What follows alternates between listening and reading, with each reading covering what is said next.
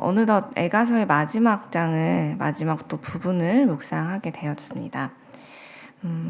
이 말씀을 기록한 선지자는 계속해서 자신들의 이 절망적인 상황을 노래하고 있는데요. 어제 보았던 5장의 전반부를 보면 이스라엘은 이제 물 한 모금조차 은을 주고 마셔야 하고 또 광야에서 죽기를 무릅쓰고 양식을 얻어야 하는 그런 상황 속에서 굶주림의 열기로 피부가 검어지는 참으로 괴로운 날들을 여전히 살고 있었습니다. 그래서일까요? 옛적에 좋았던 그들의 아름다운 추억들을 떠올리면서 그때를 그리워하는 그 절절한 심정이 오늘 본문의 마지막에서는 묻어나고 있습니다. 생각해보면 이스라엘은 하나님과의 참으로 아름다운 추억들을 많이 가지고 있는 사람들입니다. 그들이 살아왔던 모든 역사 자체가 하나님과의 추억이었다라고, 하나님 없이 있었던 그들의 시간이 없었기 때문에 그들의 모든 역사, 그들의 삶, 대대로 내려오는 모든 역사들은 다 하나님과의 추억이라고 자신 있게 말할 수 있을 만큼 이들은 언제나 하나님의 인도하심과 도우심 속에 살아왔던 백성들이었죠. 하나님의 도우심으로 출애굽을 했고 또 이후 약속의 땅 가나안을 정복해가는 그 과정마다 모두 우리 하나님 없이는 있을 수 없었던 역사였기에 이 가나안 땅 위에 하나님의 성전이 드디어 세워졌을 때 이스라엘 백성들이 느꼈을 그 감격과 감사와 희열은 말로 다 표현하기 어려울 정도였을 겁니다. 하나님께서 그토록 아끼시고 사랑하신 다윗에게조차도 성전 건축을 허락하지 않으시고 그의 아들 솔로몬 때에 이제 드디어 그 바라던 성전 건축이 완성되었을 때 백성들의 심정이 어땠을지 한번 떠올려 보십시오. 하나님께서 정말로 우리에게 이 약속의 땅을 주셨구나. 그리고 하나님께서 우리에게 그 약속의 땅을 주시겠다는 약속을 지금까지 한 번도 잊으신 적이 없는 게 맞구나 라는 것을 확인하는 동시에 또 지금까지 하나님께서 인도해 오신 그날들에 대한 기억들이 떠오르면서 이들에게는 하나님을 향한 감사와 하나님께서 부어주신 그 은혜에 대한 기쁨과 감사의 마음들이 각 사람들마다 성전을 바라보면서 그 마음이 흘러 넘쳤을 겁니다. 이스라엘 백성들에게 있어서 솔로몬 성전이란 이토록 신실하게 자신들을 사랑해 주신 하나님의 역사를 잊지 않고 늘 기억하게 해주는 증거로서 이들에게 존재해 왔을 겁니다. 그렇게 바라보는 것만으로도 하나님을 기억하게 되고 감사한 일들이 떠오르는, 그렇게 가슴 벅차오르는 솔로몬 성전이 그런 바벨론의 침략으로 인해서 파괴되고 말죠. 그래서 유대인들은 그 성전이 파괴된 성전을 바라보면서 정말 큰 충격에 빠졌을 겁니다. 이들에게 있어서는 영원히 젖과 꿀이 흐르는 이 가나안 땅, 이 하나님이 주신 약속의 땅에서 우리는 영원히 오래오래 행복하게 살 거야 라고 그동안 다들 믿어왔을 텐데, 그렇게 자신들의 역사가 마무리될 줄 알았는데 이들이 전혀 생각지도 못했던 바벨론이라는 나라가 쳐들어와서 하나님이 임재하시는 그 성전을 파괴했을 때 이들이 느꼈을 그 참담함과 이해할 수 없는 그 여러 가지 생각과 상황들을 떠올려 보면 이들이 어땠을까 저도 생각해 보았는데요. 솔로몬 성전의 파괴는 유대인들에게 있어서 하나님의 구원이 사라진 것 같은, 하나님께서 우리에게 주신 그 모든 구원이 파괴된 것 같은 그런 정도의 충격으로 다가왔을 거라는 생각이 들었습니다. 나라를 잃은 것은 물론이고 자신들이 살던 집과 자기의 가족들을 잃은 것만으로도 정말 이들은 감당할 수 없는 그런 괴로움 속을 살게 되었는데 거기서 멈추지 않고 이제 유일하게 의지할 수 있는, 자기들을 과거에 지금까지 구원해 주셨던, 우리를 구원해 주시는 분이라고 믿어 의심치 않았던 그 하나님마저 사라진 것처럼 보이는 그런 절망 속을 살게 되었던 것이죠. 우리가 읽었던 이 예레미야 애가서는 짧지만 그 안에 이들이 이렇게 힘든 상황 속에서 정말 삶과 영혼마저도 다 무너져버린 심정으로 이들이 정말 어찌할지 알 길이 없는 그러한 상황과 심정을 담은 노래라는 것을 우리가 알고 보게 되면, 그래서 이렇게 이 에가서의 1장부터 마지막에 이르기까지 온통 슬픔과 절망적인 표현들이 가득할 수밖에 없다는 것을 조금 더 깊이 이해할 수 있게 될 것입니다. 오늘 본문만 해도 이제 이 에가서가 마치게 되는 상황인데도 불구하고 또 이런 이야기가 담겨져 있죠. 우리 마음에 기쁨이 그쳤고 우리의 춤은 변하여 슬픔이 되었사오며 우리의 머리에서는 면류관이 떨어졌다 라는 이야기가 있습니다. 그런데 오늘 말씀을 읽으면서 제 마음이 계속해서 무겁고 좀 아팠는데요. 왜냐하면 이런 일들이 이 성경 속의 유대인들에게만 일어나는 것이 아니라 우리에게도 정말 어느 날 갑자기 닥쳐오는 일들이 참 많이 있기 때문입니다. 마치 사고처럼 이런 일들은 우리를 찾아오는데요.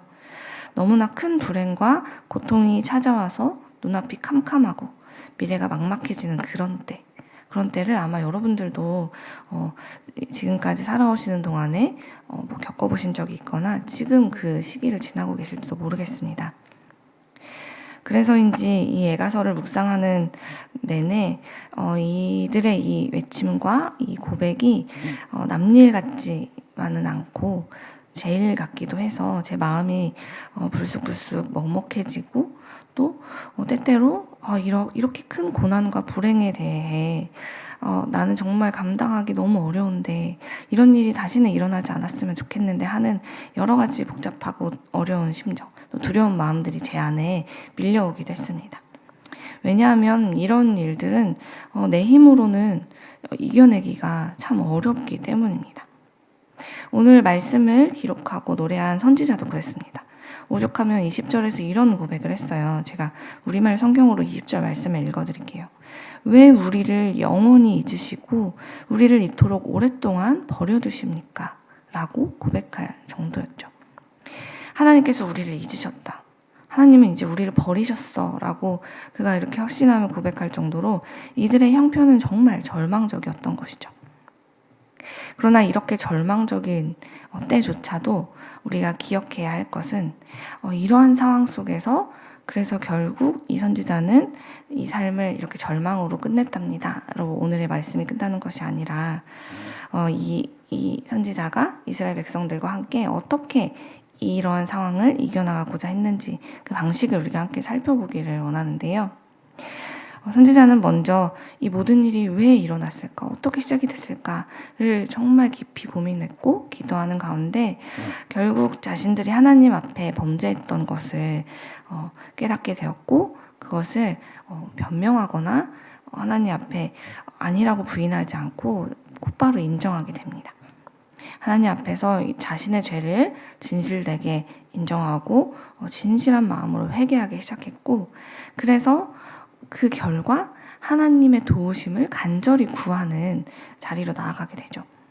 내 힘으로는 평생 이 죄에서 벗어날 수 없음에 대해서 내 힘만으로는 이 죽음과 같은 절망에서 벗어날 수 없음을 자기 스스로 인정하게 되자 비로소 그제서야 하나님, 저는 하나님의 도움 없이는 하루도 살 수 없는 존재입니다. 라는 것을 고백하는 믿음의 자리로 한 걸음 더 올라가게 된 것이죠. 그렇게 죄를 인식하고 회개함과 동시에 그는 믿음의 사람으로 다시금 변화되기 시작한 것입니다. 사랑하는 여러분, 그리고 이 믿음의 변화는 우리에게도 동일하게 필요합니다. 어렵고 힘든 고통의 시간을 지나가고 계신 분들일수록 오늘 이 말씀의 선지자의 마지막 고백처럼 우리는 하나님의 도움 없이는 살 수 없는 존재입니다. 저는 그렇습니다. 라고 우리도 고백하게 되기를 간절히 소망합니다. 하나님께서는요, 계속해서 우리에게 처음 이 땅을 창조하시고 우리를 창조하실 때부터 우리가 죄를 짓고 하나님을 떠나고 그런 일들을 반복했음에도 불구하고 계속해서 이런 이야기를 우리에게 말씀하고 계세요. 이런 약속을 하셨는데요. 제가 예레미야 31장 3절 말씀을 현대인의 성경으로 읽어드릴게요. 그때 나 여호와는 이스라엘 백성에게 나타나 내가 영원한 사랑으로 너희를 사랑하였으므로 한결같은 사랑으로 너희를 인도하였다라고 말하였다 라고 기록되어 있습니다. 이 예레미야 31장 3절의 말씀처럼 이 예레미야 애가서에서도 선지자는 동일하게 비록 우리가 지금 이토록 어려운 상황을 지나고 있고 정말 말로 다 표현할 수 없을 만큼 마음마저 무너지는 괴로운 심정을 가지고 있는 때를 지나고 있지만 그럼에도 불구하고 그는 그런 심정이 있는 그 시간에도 하나님을 기억하고 잊지 않으려고 노력했던 흔적이 보이는데요. 하나님 우리 왜 이렇게 버려두세요? 우리를 잊으셨어요? 라고 말하기 바로 또 앞에 19절을 보면 이런 이야기를 해요. 하나님은 영원한 분이시다. 당신의 보좌는 영원하다라는 고백을 하게 되는데요. 그는 주께서 그 영원한 보좌에서 혼자서 당신의 백성들을 이렇게 관람하고 계신 것이 아니라 당신의 백성을 영원히 다스리시고 결코 그들을 버리지 않으실 것입니다. 라는 것을 다시 한번 신뢰하고 믿기 위해서 주님이 누구신지를 기억하고 떠올리는 일들을 반복해서 하고 있음을 볼 수 있습니다. 그러므로 사랑하는 여러분, 우리도 때로는 우리의 삶에 정말 예상치도 못한 때에 성전이 파괴되는 것 같은 어려움이 찾아오고 하나님의 법궤마저 바벨론에 빼앗겨서 나에게 더 이상의 하나님의 구원은 이제 없어. 그렇게 보여라는 상황을 우리가 살고 있더라도 그런 때를 지나게 되더라도 하나님은 영원한 사랑으로 나를 구원하시겠다고 약속하신 분임을 기억하면서 그 주님의 약속을 꼭 붙잡고 의지하시길 바랍니다. 한결같은 사랑으로 내가 너를 영원히 사랑하고 인도할 거야 라고 하신 그 하나님의 약속은요, 우리가 비록 성전이 파괴되는 때를 지나고 있을 때에도 유효합니다. 하나님께서는 우리가 그런 시기를 지났기 때문에 그 약속은 없던 일로 하자라고 말씀하시지 않는다는 거예요. 한 번 하신 그 약속, 내가 영원한 사랑으로 한결같이 너를 돌보고 사랑할 거야 라는 그 약속을 하나님이 놓지 않으시기 때문에 우리도 그 약속을 끝까지 함께 붙들고 나아간다면, 그래서 하나님께 내 삶을 온전히 맡겨드리면서 하나님 저를 다스려 주세요. 지금 이 힘들고 절망적인 상황조차도 하나님께서 해결해 주세요 라고 다 맡겨드리기 시작한다면 자비하신 하나님께서 반드시 약속하신 구원을 우리에게 이루실 것을 저는 믿습니다. 우리 그 믿음 가지고 오늘도 함께 기도가 너무나 간절히 필요한 우리의 이웃과 우리의 가족과 그리고 나 자신을 위해서, 하나님 나라를 위해서 함께 기도하며 나아가는 세상의 빛 1위 교회가 되길 간절히 소망합니다.